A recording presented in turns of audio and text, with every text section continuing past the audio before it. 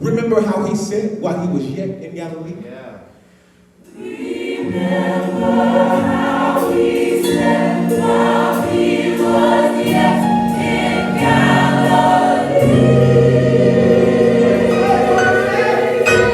What did he say, Silas? Yeah.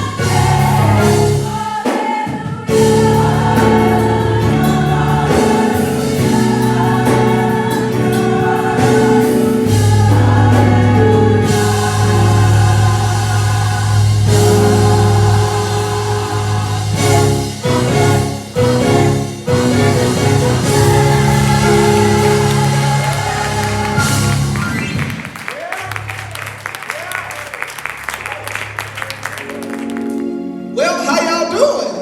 Come on, don't get dry on me. How y'all doing? It is good to see y'all. This is truly the day that the Lord has made, and we will certainly be glad and rejoice in it. Is anybody in here blessed? Is anybody? Where my blessed people at? My blessed people, come on. Jesus is too alive for us to be dead. He's too much alive for us to be dead. So listen, as we get ready to discuss God's word on this evening, I'm going to ask a few things of you.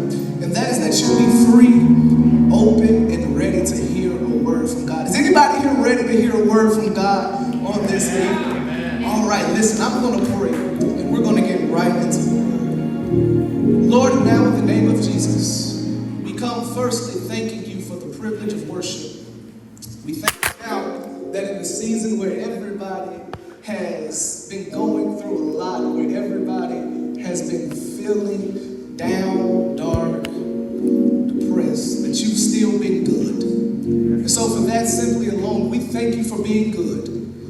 For if we be honest with ourselves, we know that you've been better to us than we could ever be to ourselves. So now, Father, we pray now that you will speak to us. We didn't come to hear a choir. We didn't come to hear a preacher, but we came to hear a word from you. So speak now, because we are listening. I pray personally that you will remove me so that we can hear you. Remove me so that we can understand you. Remove me so that we can speak to you. Now, God, may the words of my mouth and the meditations of my heart, would you allow them to be pleasing and acceptable in your sight? For God, you truly are my strength and you are my redeemer. And it's in that great name of Jesus. Somebody shout Jesus. Come on, shout Jesus. It's in that life-saving, life-changing name we pray now. Amen. Well, listen, you guys have to forgive me. For the past 2 weeks, I'll be honest, transparent moment. I'll be honest. For the past 2 weeks, I have been struggling and wrestling with what to preach. Because, this is Easter. We got to do something that's going to get the people going, right? We got to shout like we did last week because it's Easter Sunday. But forgive me because the word that I know God wants to preach, it may not be your typical Easter message, but I think it can be something that might impact you. It could be for the rest of your life. And so I'm going to ask if you just lean in. I'm not trying to get an emotional response out of you tonight. If it happens, it just happens.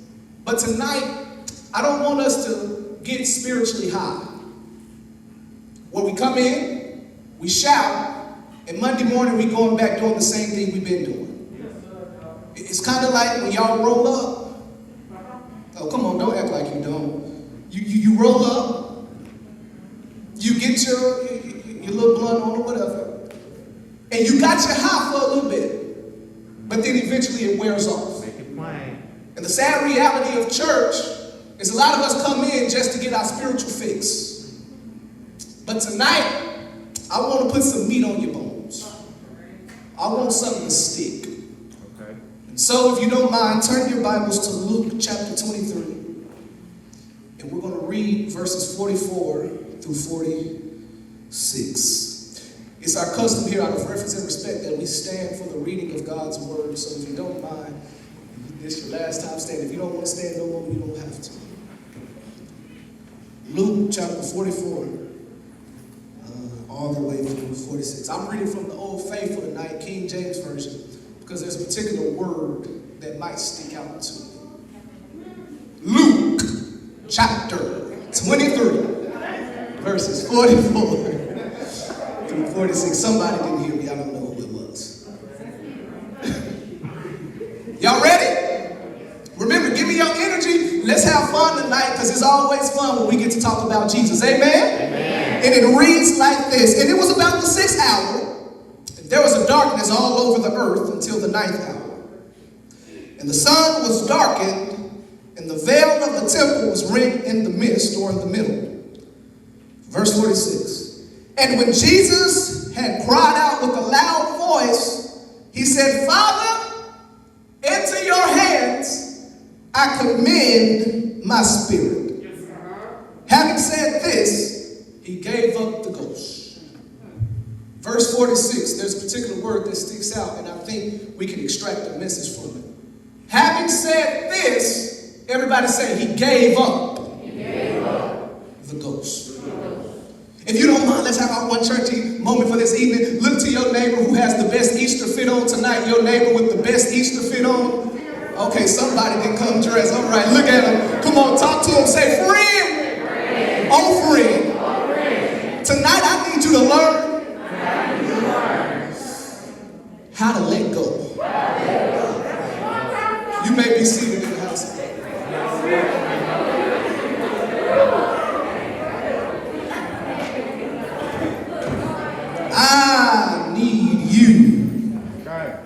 to learn how to let go.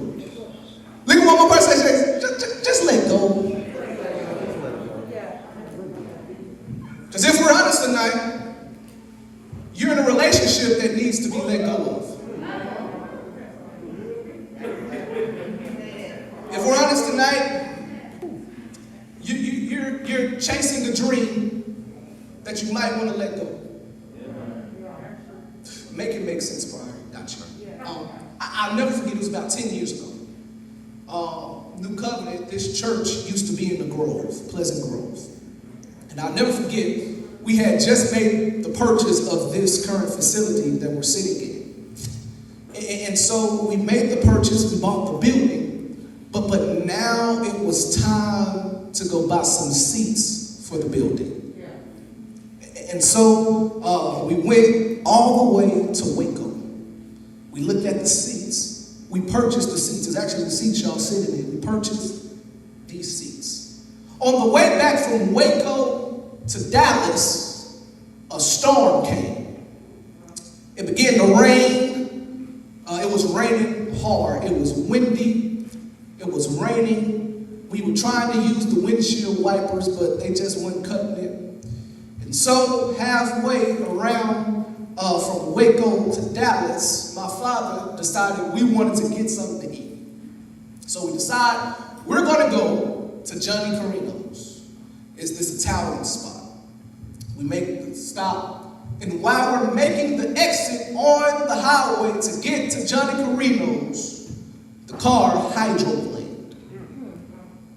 Just to make it in simplest terms, the car began to spin all around the highway uncontrollably. The car is spinning, it's raining, and I will never forget this moment. My brother's in the back seat screaming, "Ah!" My dad in the back seat trying to hold on to me. My mama's, for some reason, is driving and she is screaming. And y'all who know my mama, you know she got that high soprano scream. And so she is screaming. And if you were to meet her, and if she were to tell you this story, she said, the only reason we made it because the car literally stopped right here up on the ditch. And she said, the only reason we made it was I really genuinely felt in my spirit the Lord was telling me to let go of the wheel. Wow. We're spinning. It's raining. The roads are slippery. Everybody's panicking and screaming. And while we're spinning, my mother kept trying to turn the steering wheel in her direction to make the spin stop. But she believed that the Spirit said, instead of you trying to control the wheel and make it stop for yourself, let go.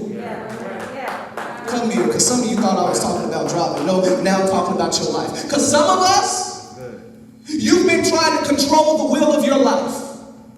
If we're honest, some of us came in here on this Resurrection Sunday spinning all out of control. Your emotions have been all out of control. Your mood swings have been all out of control. Your ideas have been all out of control. Your relationships have been all out of control. And some of you keep trying to hold on to the wheel and turn it how you want to turn it. But tonight I believe in my spirit that the Lord is telling you, you need to let go of it and let me take control. Some of us got to learn how to let Jesus take the wheel of your life.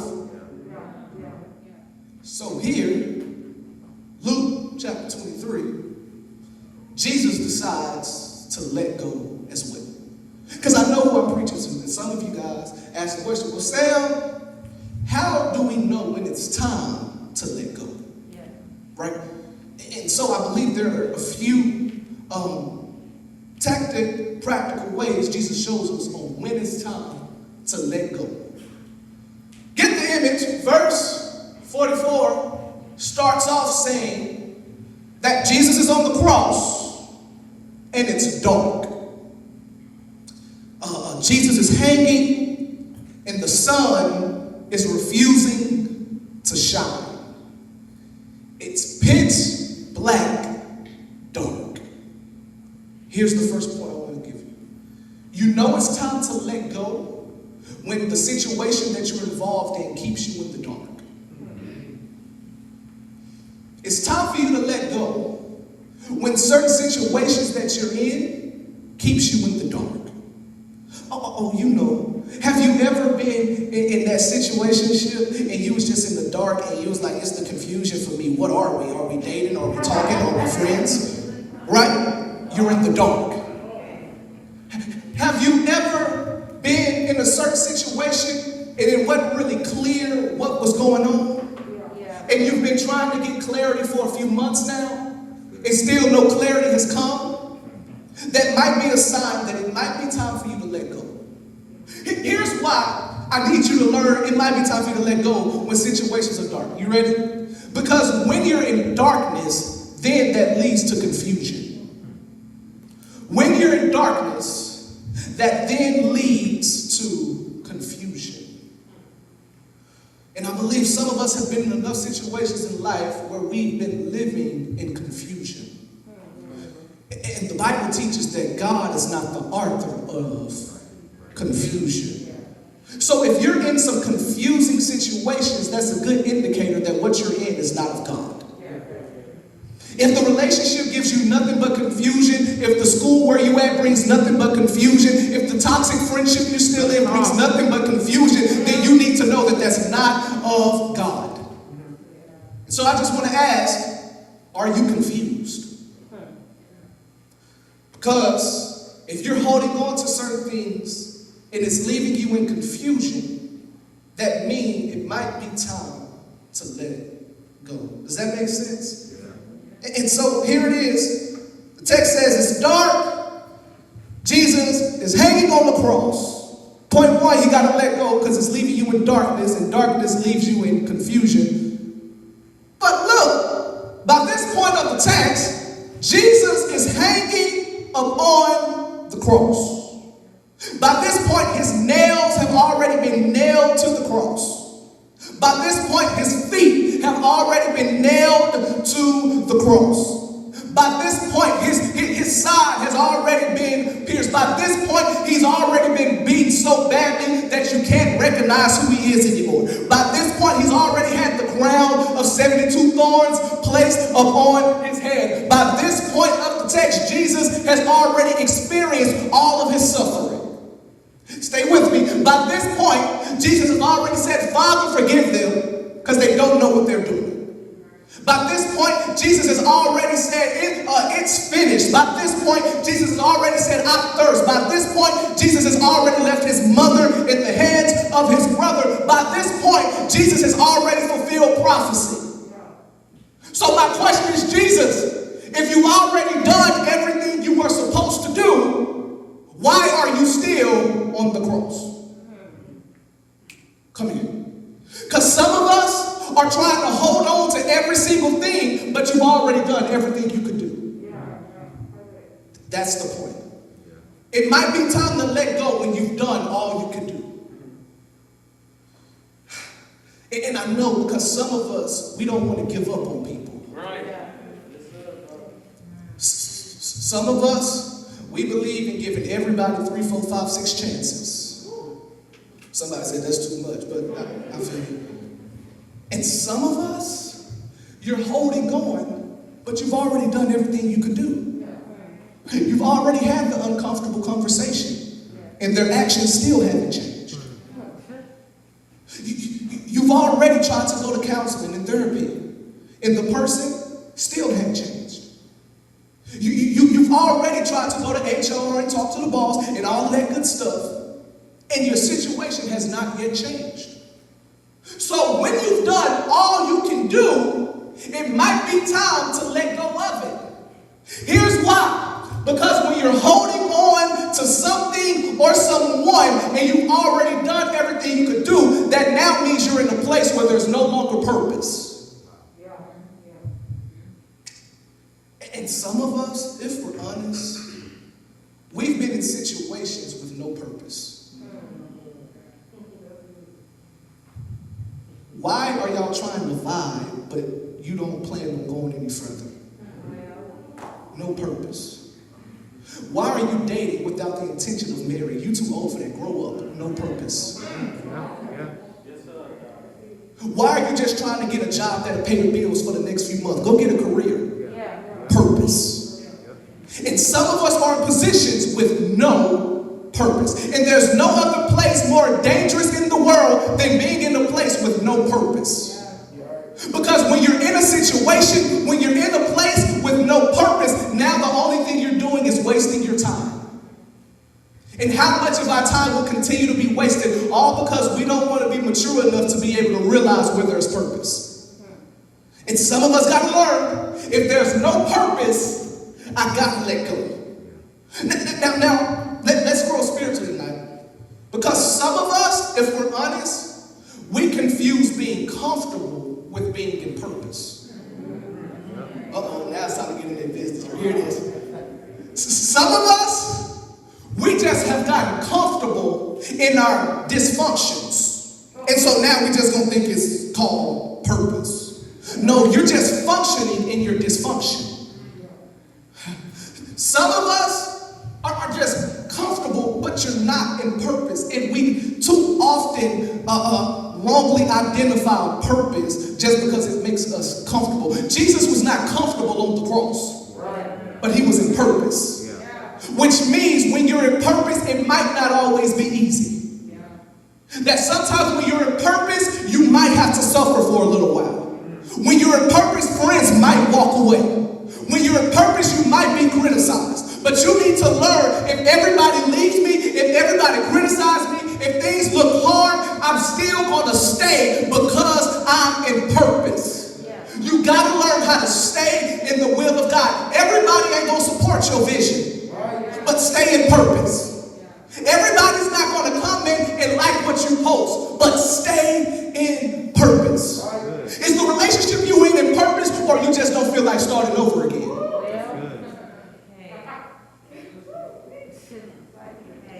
Is your circle of friends, are they leading you to purpose, or you just don't feel like going through a season with a dry phone? Is the ministry you're serving at, are you in purpose there, or are you just going for the check? We cannot confuse comfort with purpose. But, is this making sense so far? So here Jesus is. He's suffering, but he knows it might be time to let go of this cross experience because he's done all he could do. And sometimes we got to learn the art of once you've done all you can do, you got to learn how to let go. But now watch. Remember I said by this point in the text, his hands has already been nailed to the cross. By this point in the text, he's already been beaten so much so that you can't really even pick out who he is. But by this point in the text, he's already been mocked. He's already been made fun of. By this point in the text, he's already had the crowns placed on his head. And now, if Jesus, after fulfilling purpose, would have stayed on the cross, he just would have continued his suffering. Can I put you on some game real quick? The longer you hold on to stuff you should have let go of, the only thing you accomplish is your suffering will continue. Can I get in your business tonight? Maybe your anxiety is only going on in your life because you keep hanging around the same group of friends.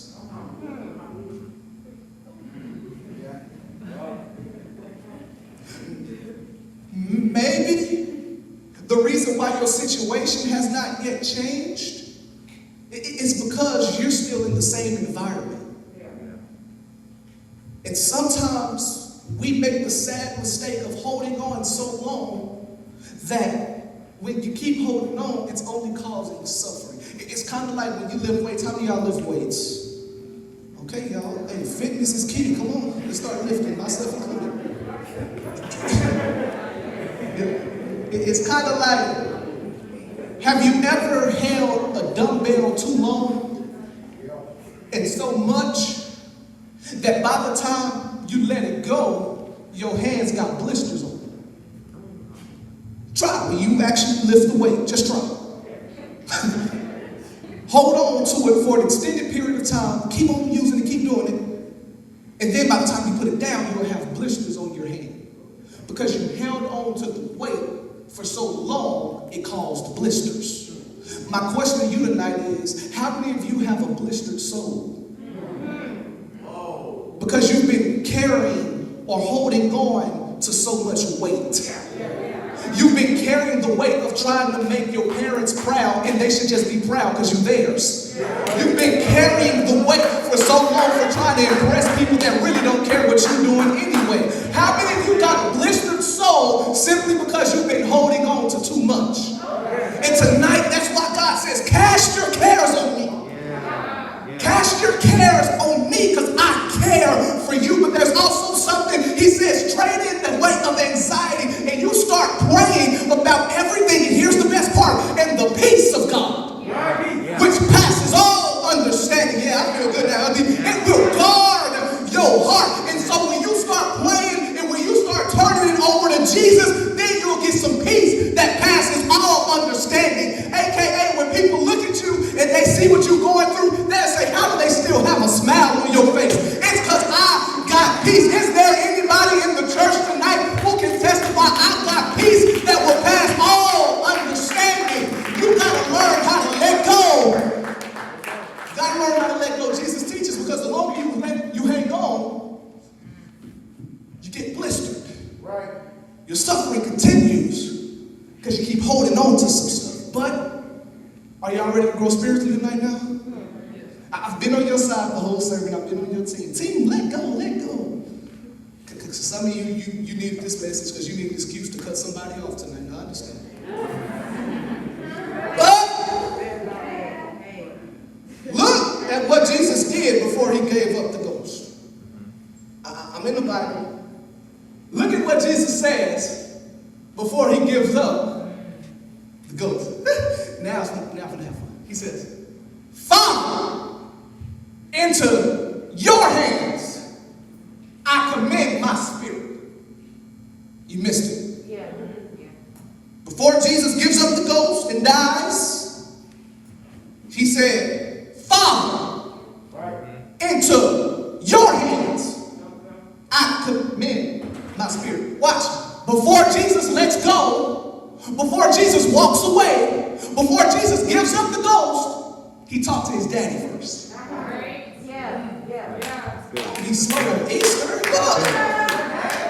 Before he let go, before he gave up, before he walked away, he talked to daddy first. Oh man, let me say it one more time because they said it 3 times the charm. Before he quit, before he washed his hands with it, he talked to the Father first. Because if Jesus, by the mere fact of Jesus talking to God first, he left the door open for God to say, no, stay on the cross or you can give it up. And I wonder how many of us, by the actions we're making, are taking away the say-so from God. You got to learn that before you make a decision, you better talk to God about it first. And if we're honest tonight, some of you have got in some stuff or you got out of some stuff before you talk to God.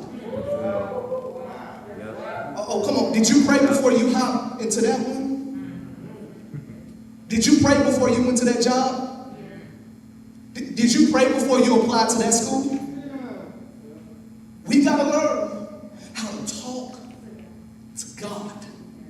And I know because we live in a culture where we want the advice of our friends, and we want the advice of our besties, and we want the advice from our family, and we want our advice from our preacher. But at the end of the day, if you ain't talking to God first, you better not make a move. Because what happens is you get into these situations without talking to God, and then you wonder why ain't nothing worked out yet. You bought the car before praying, and you wonder why you don't have it no more 6 months later. You didn't talk to God. You wonder why you got the house, and you didn't talk to God, and now you wonder why you were about to get evicted. You didn't talk to God. And what God is saying is you better learn how to talk to me before you make these decisions. You better learn how to consult me before you go off and make these life-changing decisions. That we have to learn the art of prayer. You got to know how to talk to God. But watch, not only did Jesus talk to God first, but look at what he said. I put this situation into your hands. Watch it, don't miss it. He acknowledges the Father, but then he says, hey, I put this in your hands. Jesus teaches us a valuable lesson that sometimes we walk away before putting it in God's hand. Let's be honest. Sometimes we walk away from certain stuff prematurely. Sometimes we walk away because I didn't get my way. But God said, stay. Sometimes we walk away because they didn't take my idea. Sometimes we walk away because you just don't feel like it no more. That's the real point. Many of us are led in life too often by our feelings. Do I feel like it? Do I feel like serving? Do I feel like continuing to forgive? Do I feel like trying? But what God is saying tonight, you can't be led by your feelings, but you got to learn the art of talking to God and then putting it in his hands. I got to put my money, not in my hands, but in God's hands. That relationship I keep crying about, I got to put it in God's hands. That ministry I keep complaining about, I got to put it in God's hands. This depression I keep fighting, the pills are not going to work anymore. I got to put it in God's hands. All of these situations I'm going through, my family, my toxic family situations, I can't fix it. I can't help it. I got to put it in the hands of God, because the fact of the matter is your hands are too small. You can't hold big, heavy stuff without something slipping through the cracks. But God is the only one who can hold you and never let you fall. Now unto him who is able to keep you from falling. Jesus talks to God. Jesus said, I put it in your hands. And so I really do feel in my spirit tonight to just pause in this message and ask you one more simple question. I've already asked, but I want to ask it again. What are you holding on to? Are you still holding on to the church hurt?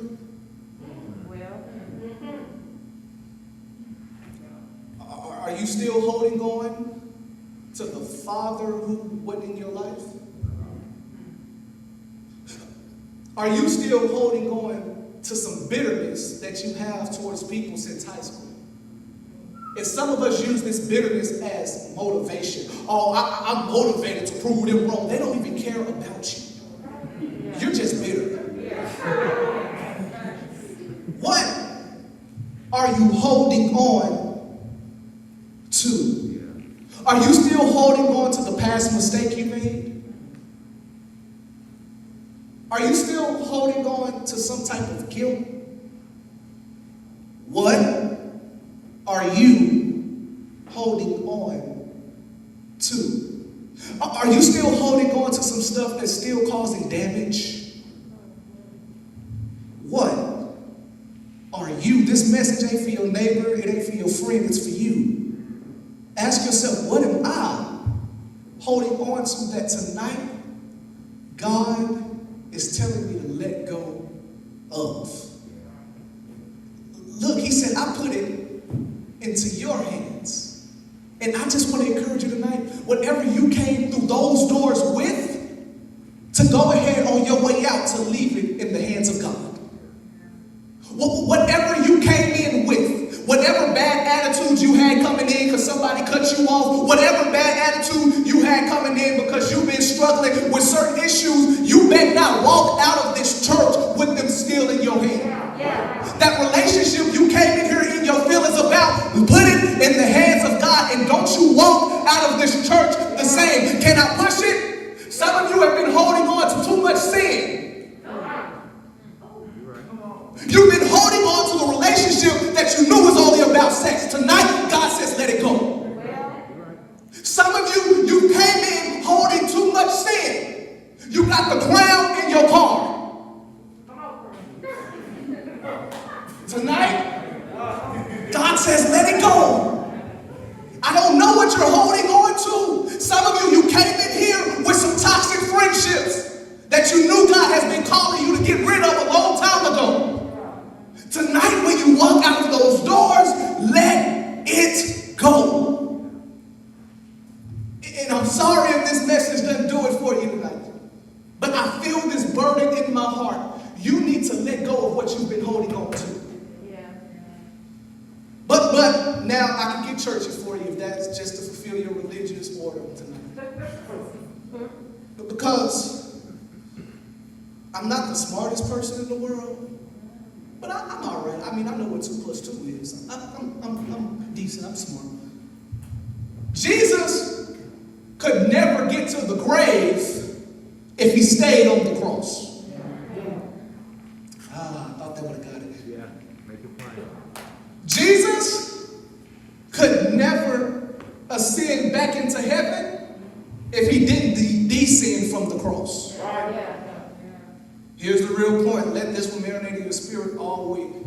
Tonight, God is telling you to stop some stuff so God can start some stuff. Tonight, God is saying, I need you to stop doing some stuff so I can start doing some stuff in your life. Tonight, God is telling you, I need you to stop beating yourself up so I can start building you up. Tonight, God is telling you, I need you to let go of your past so I can give you a future. Let some stuff go. And look at what Jesus does. Oh, now it's getting good. Jesus is on the cross, hanging there. He has fulfilled purpose. He has fulfilled prophecy. There's nothing else for him to do. And so now he gives up the ghost because he said, I got a little bit more stuff to fulfill. Right. Jesus says, I can't stay where I'm at because I got a little bit more places to go. And tonight, I don't know who this is for, but God is telling you, I need you to stop so I can start. I need you to stop being depressed. I need you to stop crying so I can give you joy. I need you to let go because I'm trying to do something new. Behold, I am doing something new. And tonight, God said, I want to start something new. Look.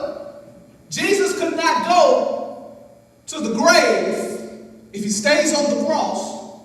But if he stayed on the cross, we never could have fully received salvation. I can prove it. Because the moment Jesus stopped doing something, something else happened. Do you remember in the verse, I'm in the text? The text says when he does it, the veil rips. It right down the middle. Get it? We don't have to have Bible study for you to appreciate this point. The veil rips in the middle and is destroyed the moment Jesus does everything he does and decides to let it go. Here's the significance of the veil ripping. You ready? In that day, they would have the temple. And in the temple, there would be a veil, a long white veil or curtain or whatever it is. And the only person that could go behind that veil were the priests. And the priest would go behind that veil to talk to God for you. Is it making sense? The priest would go behind the veil and talk to God because you couldn't go and talk to God for yourself. But when Jesus committed this atoning sacrifice, the veil was ripped right down the middle. This is symbolism that because Jesus stopped his suffering on the cross and gave up the ghost, now you don't need nobody else to talk to God on your behalf. And I don't think we can fully appreciate the fact of being able to talk to God for yourself. One of my biggest pet peeves is if I have some, or when I see people, let me use it like that. When I see people who got a problem with somebody, and then they come to me to try to relay a message. That's one of my biggest pet peeves. Man, Reagan, tell Lord she get on my nerves and her edges ain't laid. I could just tell her, myself, that makes sense. Man, I just want to talk to them. One of my other biggest pet peeves are seeing grown men ask another grown man to put them down with somebody.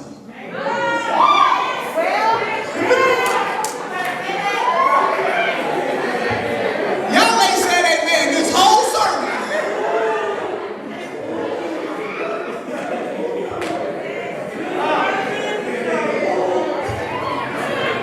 Just talk to him for yourselves.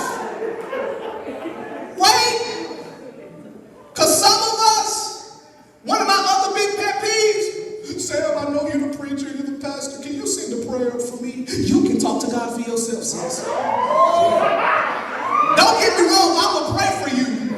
But my prayer ain't going to change everything. You better learn how to talk to God for yourself. And is there anybody in the church tonight who can thank God that I no longer have something or somebody in my way, but I can go to God for myself without crying? I don't have to tell my business to somebody else. I can tell it to God.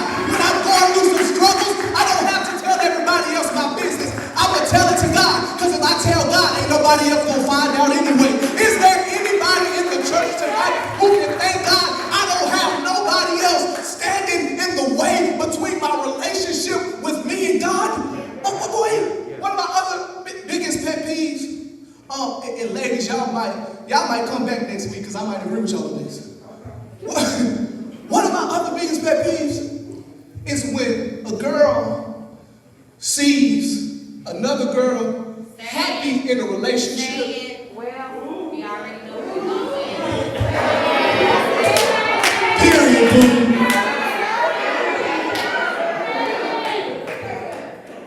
Can I finish my point now? When I see them and she know they happy in a relationship, and then she come in between and break the home, that does it for me. What?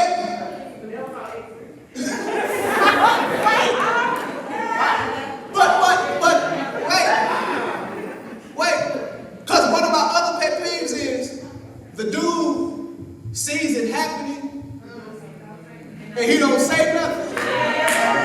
Wait, but not only does he not say something, he let the girl take him away from his girl. And ladies, I'm going to agree with y'all now on this one. If another girl can take him, he was never yours anyway. And I'm here it is. Come here. Because, wait, God is waiting to be in a relationship with everybody in this building tonight. But we have this thing called sin in the way between us and God. We have what the Bible calls this adversary, this enemy called Satan, standing in the way between you and God. But aren't you glad that when Jesus died on that cross, could nothing no longer separate you and God? That when Jesus died on the cross, the enemy tried to get in between your relationship with Jesus, but Jesus said, I already stepped in. You can't have him no more. When soon as depression tried to step in, Jesus already came in and said, I already gave them life and gave it more abundantly. I'm just waiting on a few of y'all who can actually appreciate the fact that nothing can separate you from the love of God. No one can separate you from the love of God. That Jesus has gotten in the way when he died on the cross. Well, God bless you. May the Lord keep you.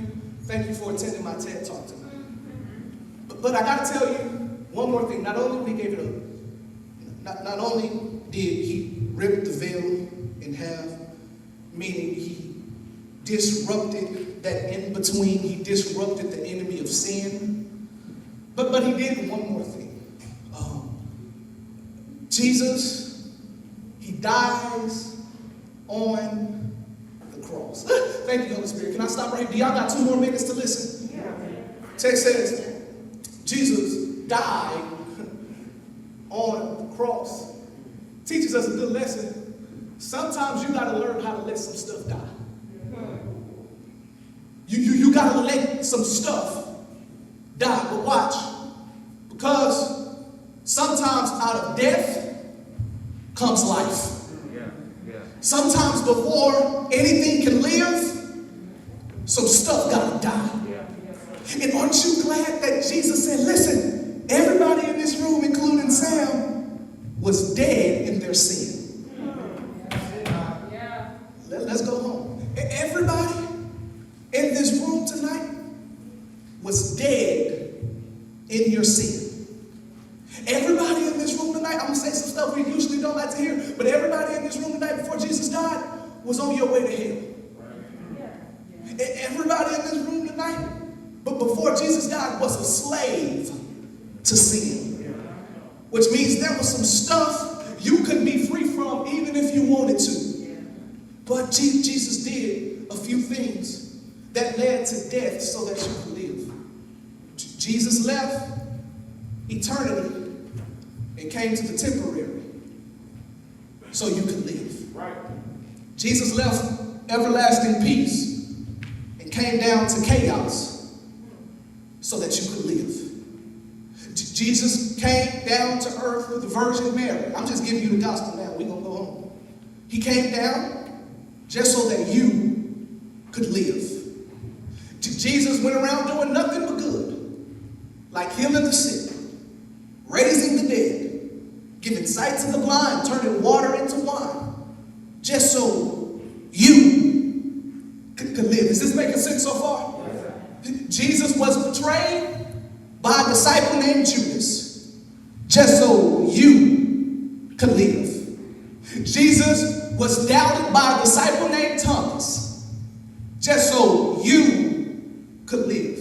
Jesus was denied by a disciple named Peter, just so you could live. Jesus literally had his hands nailed to a cross, just so you could live. Jesus literally had his feet nailed to the cross, just so you could live. Jesus literally was beaten so badly, because a lot of times we watch the movies and we see the fake blood streaming down his face, but that don't do it justice. Jesus was beaten so badly that his skin was ripped off. He was beaten so badly that you could literally see the insides of his body. So badly you could see his bones. So badly that his organs were showing, falling out. And he did it so you could live. Jesus was pierced in the side just so you could live. Are y'all getting what I'm telling you? All this was just so you could live. Jesus died on a cross. I'm trying to figure out a way that you could really get it. That a crucifixion is literally the most painful death a person could ever experience. Can you imagine being stripped naked in front of everybody to see? Can you imagine being nailed on the cross? But here was the real punishment of the crucifixion. It wasn't just the beating of the nails, but crucifixion was a form of lynching. That after he was beaten so badly, they hung him. That's why when the preacher get happy, he say they hung him high. And so he's doing all of this so you could live. Then the text says he dies. But here's why we come and fill up churches every year. Here's why you come in with your Sunday's best on every Easter year. Here's why you make your one-time appearance in the church every year. It's because he went to the grave on a Friday, but he stayed in the grave all day Friday, and he stayed in the grave all day Saturday. But my Bible says early that Sunday morning, he got up. It's that simple. Early that Sunday morning, he got up. Let me say it one more again. Early that Sunday morning, he was dead. He was buried. He was deceased. He was like just out of it with no more life. But early Sunday morning, he got up. But here's the real shout of it all. Because he got up, you now get to get up. Because he died and lived, you now get to live. Here's the best part, and I swear to God, on my mom, I'm in my seat. Here's what happens. Because he died, because he rose again, watch this, we now get to have everlasting life. Now here's the fact of the reality. Whether you accept Jesus or not, you're going to have everlasting life. The only choice is where you're going to spend it at. Whether you die or not, you're going to live forever again. But there's only one choice. Where you going to live it at? And before Jesus died, we didn't have a choice in where we was going to spend eternity. We were on our way to hell. But Jesus died. Now you get to make the decision of, do I go to heaven or do I go to hell? Now, I'll be honest with you. I'll never forget the day. I remember the day like it was yesterday. I was 6 years old and I gave my life to Christ. Because he died, I'm going to heaven. And I got one more question. Is anybody in here going to heaven? Y'all don't know. Is anybody in here going to heaven? I can wait on y'all one more again. Is anybody in here going to heaven? Yeah, here's why I'm excited about heaven. I'm going to give you a few reasons. I'm excited because heaven is a place of no more. Heaven is a place of no more pain, no more suffering, no more anxiety, no more depression, no more diabetes, no more cancer. Heaven is a place of no more stress, no more pain, no more suffering. Is anybody glad they get to go to heaven? But I'm also glad that heaven is not only a place of no more, but man, I done found my exit now. But heaven is a place of everlasting. Heaven is a place of everlasting peace, everlasting joy, everlasting happiness. No more cancer, no more diabetes, no more anything. But you get to go to a place where you get to live with Jesus every day. But I'm so excited because I got some people waiting on me when I get to heaven. I got a granddaddy waiting on me when I get to heaven. I got a grandmother waiting on me when I get to heaven. I got some friends waiting on me when I get to heaven. But I'm going to close like this because I ain't really there just to see mama and them. I might sit down and I might talk with Peter. I might sit down and I might talk with Paul. But eventually I'm going to say, take me to Jesus. The Lord who really paid it all. Is there anybody in the church tonight who wants to see Jesus? What the old people say, when I see Jesus, amen. When I see Jesus, amen. Is there anybody in the church tonight who wants to see Jesus? Now this is my point for all my saved folk. I told you, I remember the day that I was saved and went to heaven. It was one Sunday morning, and I just want y'all to help me sit down tonight. If you remember the day you were saved, when I called that day, I want you to stand on your feet and thank God for salvation. If your day was a Sunday, you ought to thank God for salvation. If your day was a Monday, you ought to thank God for salvation. If your day was a Tuesday, you ought to thank God for salvation. If your day was a Wednesday, you ought to thank God for salvation. If your day was a Thursday, you ought to thank God for salvation. I'm almost done. If your day was a Friday, you ought to thank God for salvation. If your day was a Saturday, you ought to thank God for salvation. If you came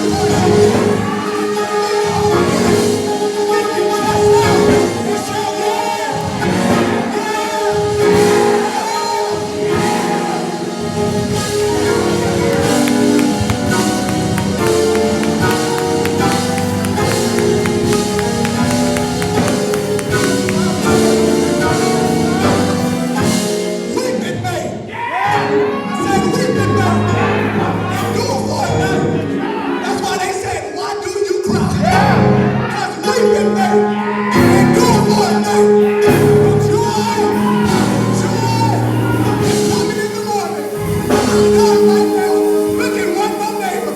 Tell them, neighbor, oh neighbor.